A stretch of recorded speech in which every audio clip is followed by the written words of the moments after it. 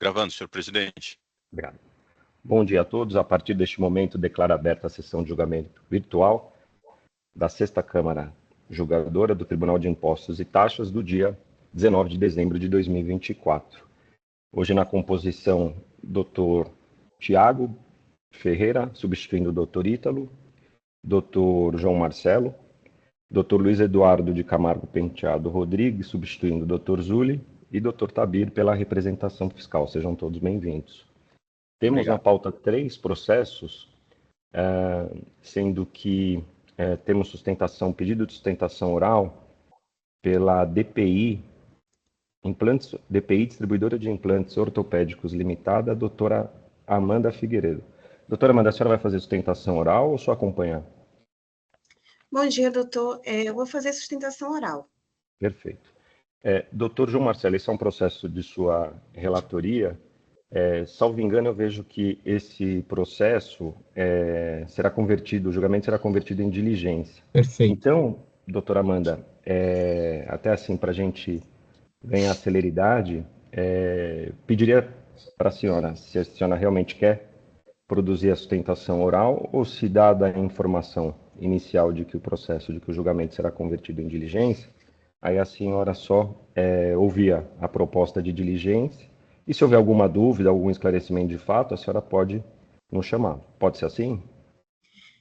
Doutor, diante desse cenário apresentado, para fins de celeridade, eu acredito que seja mais produtivo que nós passamos a proposta de conversão e, de repente, haja alguma manifestação posterior, se o caso.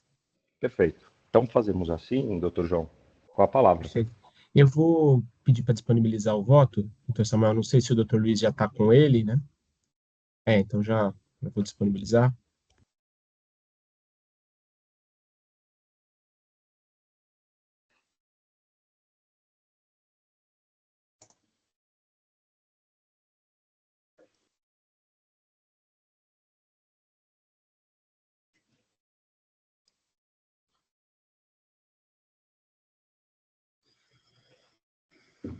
Conseguiu? Sim.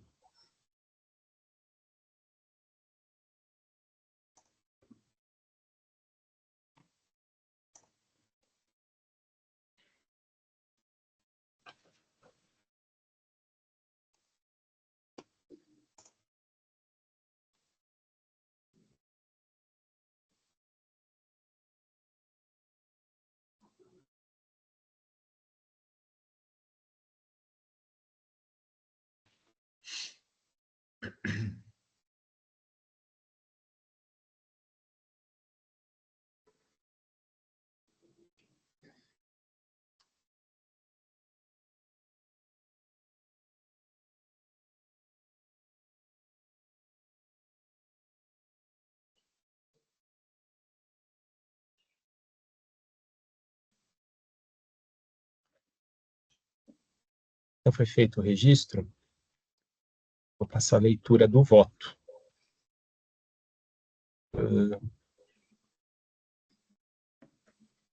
Trata-se de auto de infração relativo à acusação de crédito indevido do ICMS, falta ou erro de escrituração de documentos fiscais e de falta de pagamento do imposto no período compreendido entre janeiro de 2020 a dezembro de 2021. Conforme consignado nos autos, a contribuinte reconhece as infrações descritas no itens 1, 3, 5 e 6, além de ter questionado apenas 14 das 16 operações glosadas no item 4, tendo sido formado procedimento administrativo apartado para cobrança da matéria não discutida.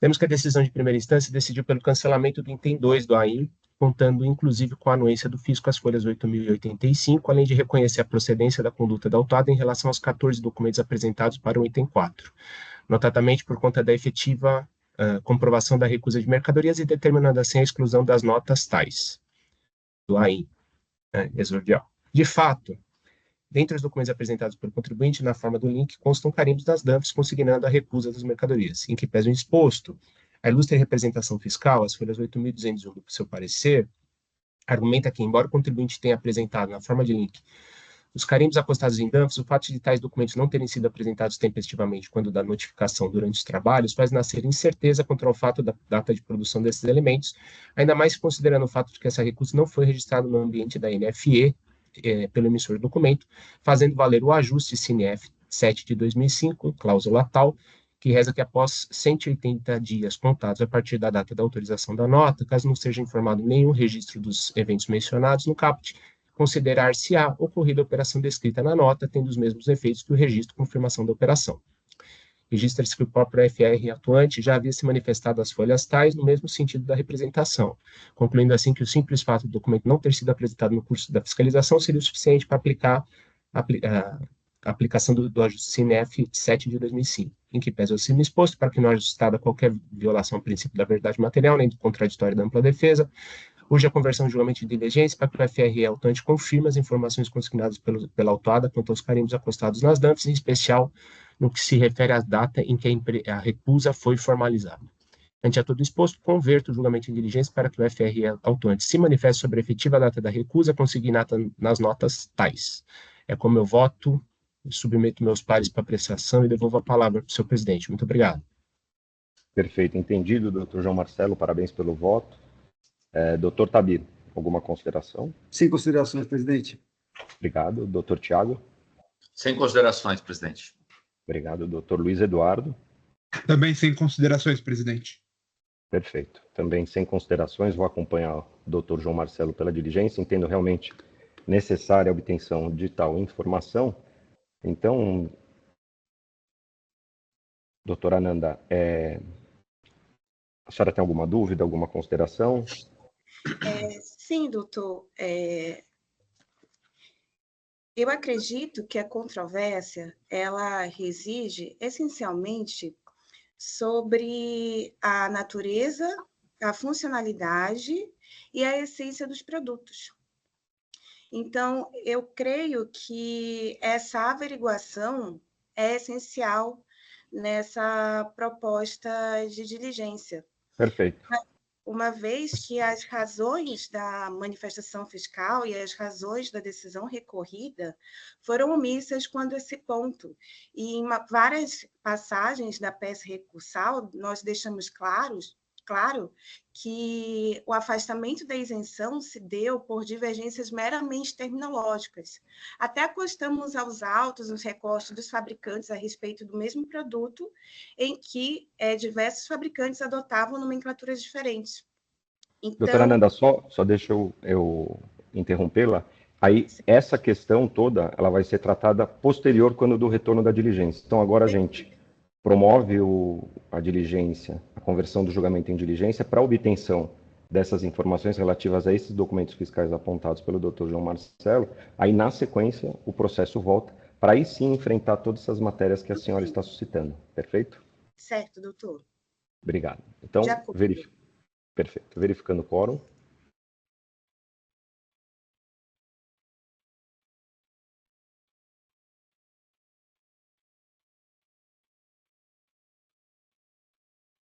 Todos confirmaram presença, iniciando votação.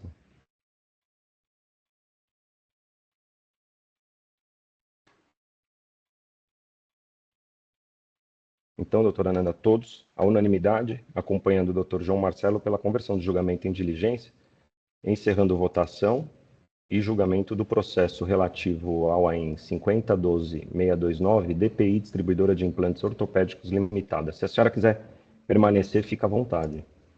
Certo, doutor. Muito obrigada pela atenção dispensada a todos. Bom dia. Bom dia. Na sequência, temos um pedido de sustentação oral pelo Dr. Flávio Ferreira em relação ao processo 4008-140, Maurice Alfred Boulos Júnior e outra. Dr. Flávio, bom dia, seja bem-vindo. Bom dia. Câmara. O senhor vai fazer a sustentação oral? Sim.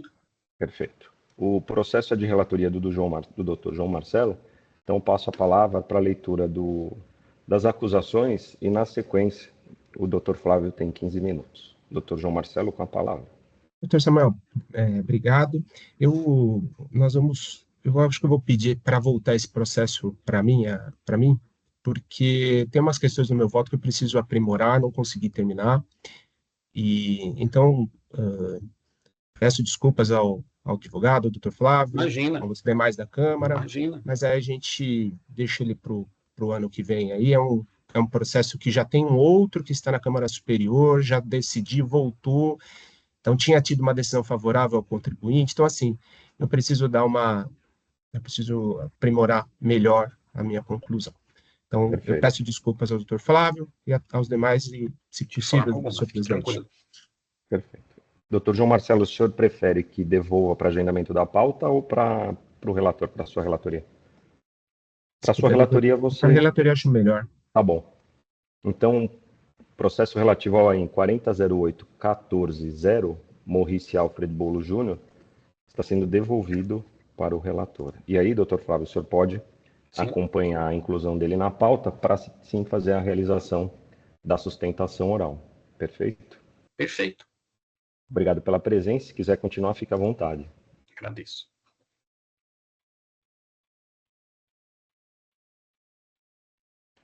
Eu só tenho que gravar a sustentação oral.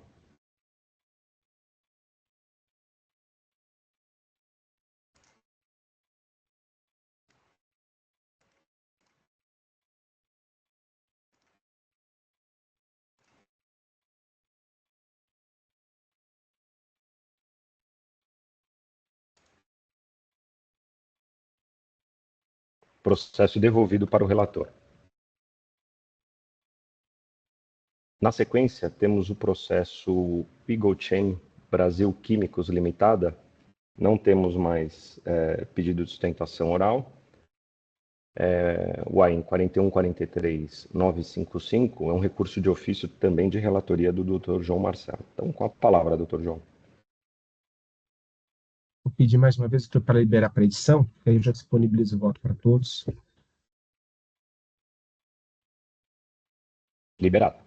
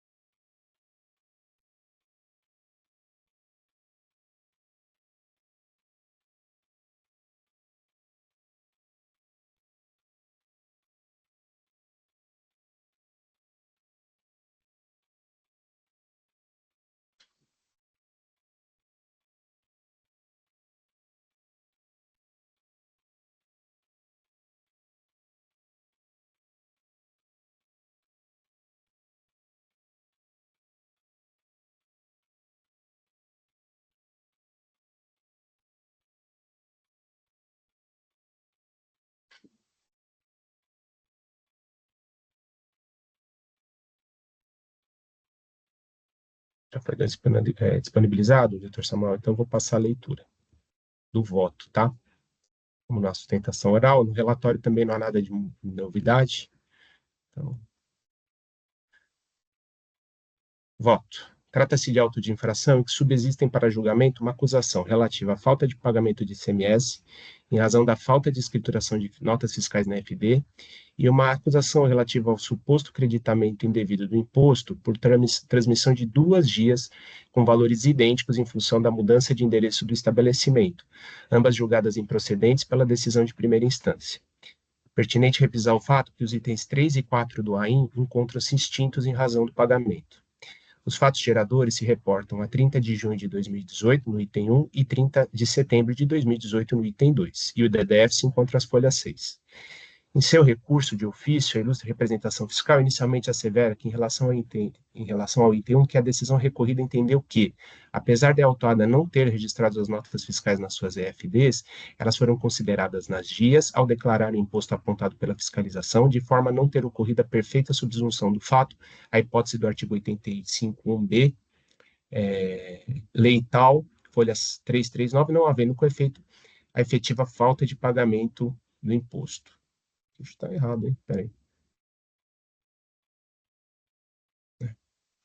Assim, a ilustre representação protesta pela reforma da decisão de pisos, tentando tanto o relato da infração, é isso mesmo, quanto o relato circunstanciado são claros ao apontarem falta da escrituração regular da FD como causa da infração, como se vê as folhas 1 e 10, respectivamente, além de salientar que tanto a decisão recorrida quanto o próprio contribuinte admitem que a FD foi entregue em desconformidade com a legislação. Sem a escrituração de algumas notas fiscais, não existindo dúvida quanto à acusação.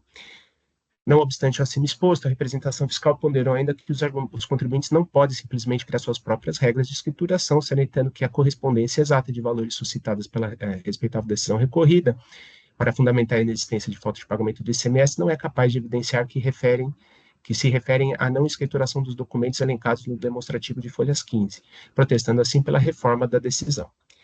Pois bem, compulsando-se o arresto às folhas 388 e 402, verifica-se que a própria decisão reconheceu que as notas fiscais indicadas no demonstrativo 1, juntado pela fiscalização, de fato não foram escriturados na FD. Fato esse que, além de caracterizar o efetivo descumprimento da obrigação acessória prevista no artigo 527 do RICMES, enseja ainda a presunção de falta de recolhimento do imposto. Contudo, o quanto consignado pela decisão às folhas 397, conforme resposta à notificação inicial e defesa, a autuada alega que, apesar da não escrituração dessas operações nos livros da FD, não teria ocorrido a infração em comento. Segundo ela, todas as saídas do período, inclusive aquelas questionadas pela fiscalização, teriam sido consideradas na apuração do imposto e declaradas em GIA, e que à época constava saldo credor suficiente para cobrir os respectivos débitos, implicando na inexistência de tributo a pagar. A seu turno, a FRE autuante se manifestou às folhas 261 e 266, sustentando que a infração prevista no item 1 deveria ser mantida por haver perfeita subsunção dos fatos à norma infringida.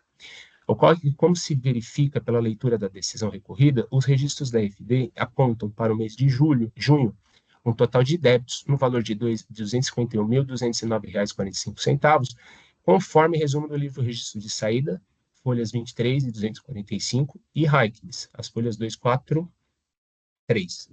Por outro lado, a GIA, as folhas 240 e 242, entregue 23 de 8 de 18, aponta um total de débitos no valor de R$ 325.876,18, com base na apuração de folhas 246 e 249.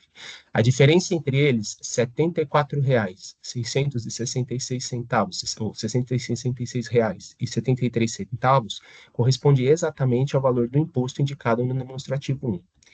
Perceba-se que, ao contrário do quanto sustentado pela representação fiscal, a decisão recorrida não se utilizou da mera coincidência de valores para invalidar o lançamento de ofício, mas sim reconheceu que os documentos e alegações apresentadas afastam a presunção da falta de pagamento do imposto, e, portanto, a hipótese prevista no artigo 85.1, letra B, da Lei 6.374 de 89.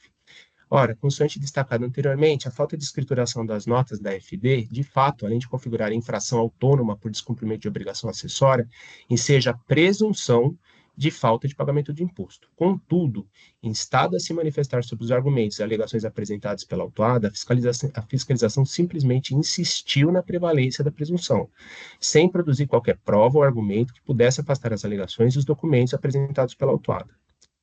Percebe-se que, muito embora a resposta apresentada no curso da fiscalização às folhas 96 e 98 já indicasse se tratar de mero descumprimento de obrigação acessória, os agentes fiscais optaram por não buscar a verdade material, ignorando por completo os esclarecimentos e apelos feitos pelos representantes da autuado, restando, portanto, correta a respeitável decisão recorrida.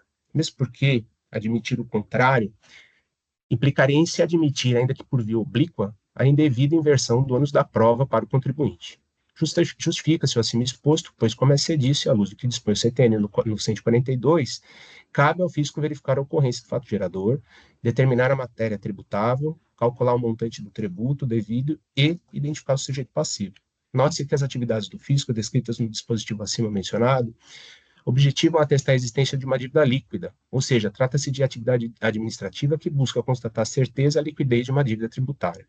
No presente caso, todavia, os autuantes optaram por simplesmente desconsiderar os documentos apresentados, pela autuada era recorrente, nos tratando, portanto, de hipótese de impossibilidade ou dificuldade na apuração dos fatos. Em outros termos, o fisco tinha e reuniu elementos e condições reais para perquirir e alcançar a verdade material, razão pela qual a simples aplicação da legislação tributária no caso, como se nenhum documento houvesse sido apresentado, é ilógica, eis que o contexto existente não dirigiu o intérprete à aplicação das presunções no presente caso e à conclusão de que teria ocorrido a falta de pagamento do imposto, ou seja, a existência dos documentos apresentados durante a fiscalização obrigava o FRE a examiná-los e não a imposição de tributos em face da autuada, ora recorrente com base em normas presuntivas.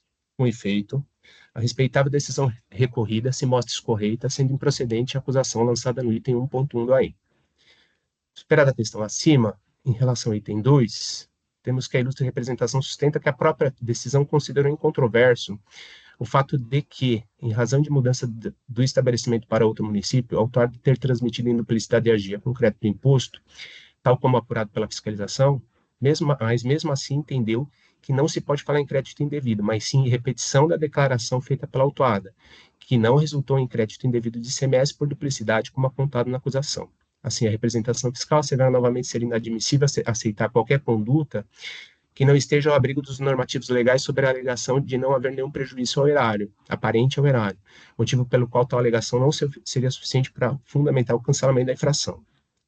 Por fim, e quanto ao mérito da questão, sustentou que a contribuinte só caberia adotar o procedimento previsto na resposta à consulta número 5.700/2015 e que o fato de não ter havido vantagem para a autuada não desconfigura a acusação, requerendo assim a reforma da decisão. Pois bem, acerca desse ponto, temos que a respeitável decisão recorrida reconhece que a acusação de creditamento indevido se funda no fato de a autuada ter transmitido ao fisco 2 dias de setembro de 18, uma para antiga e outra para nova inscrição, declarando em ambas o mesmo valor de crédito CM, R$ 763.729,76. Assim, a decisão reconhece a duplicidade do crédito a não segregar os valores que seriam relativos à KDE.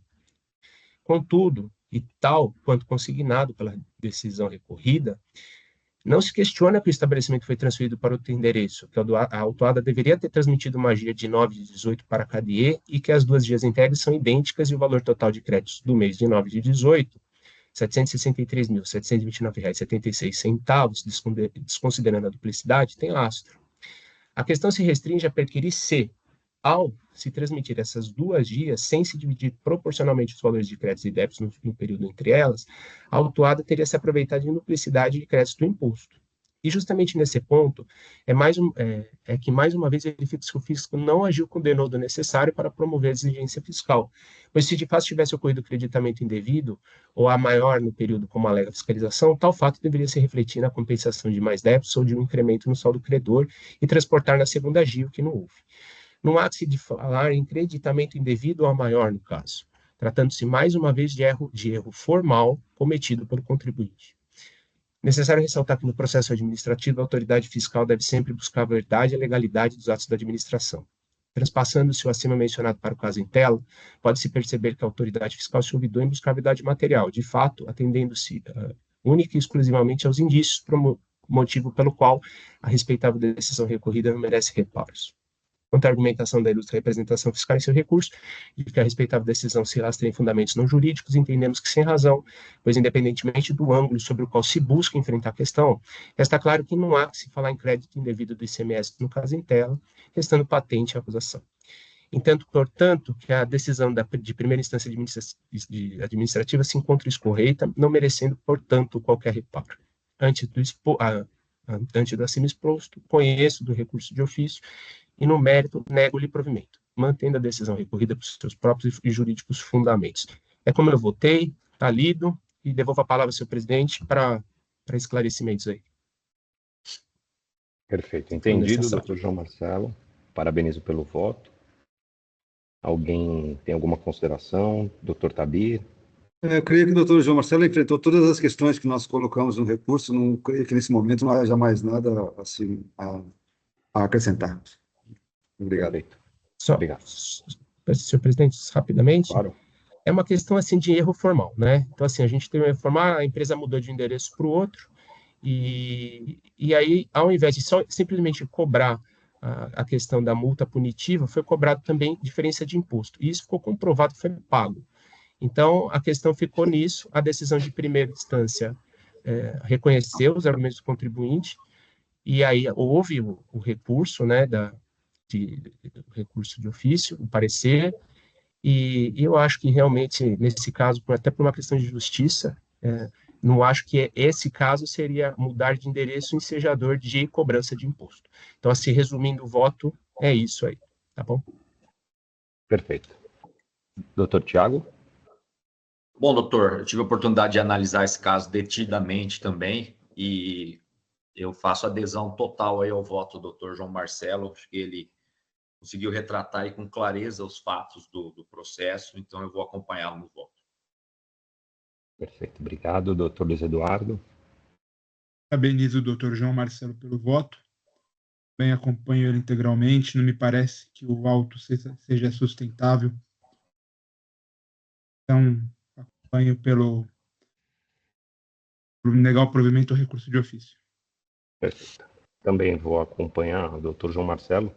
Também entendo que restou bem enfrentado, analisado, e não faz sentido esse evento ser considerado ensejador da cobrança do imposto, né? Então, estou encerrando os debates, verificando o quórum.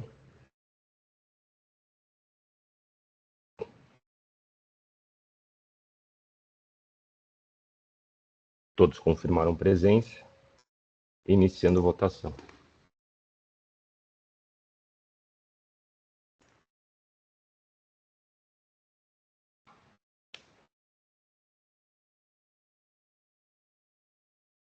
Todos votaram, acompanhando o doutor João Marcelo, relator, pelo conhecimento do recurso de ofício e, seu não provimento, mantendo-se a decisão de primeira instância. Então, com isso, encerro a votação e julgamento do processo relativo ao AIN 41.43.955, Eagle Chain Brasil Químicos Limitada. Julgamento encerrado. Voltamos à pauta. E temos todos os processos com situação encerrada, então, a partir deste momento, declaro encerrada a sessão de julgamento virtual da 6ª Câmara Julgadora do Tribunal de Impostos e Taxas do dia 19 de dezembro de 2024 e peço para o senhor Oswaldo encerrar a gravação. Pode encerrar, Oswaldo, por favor.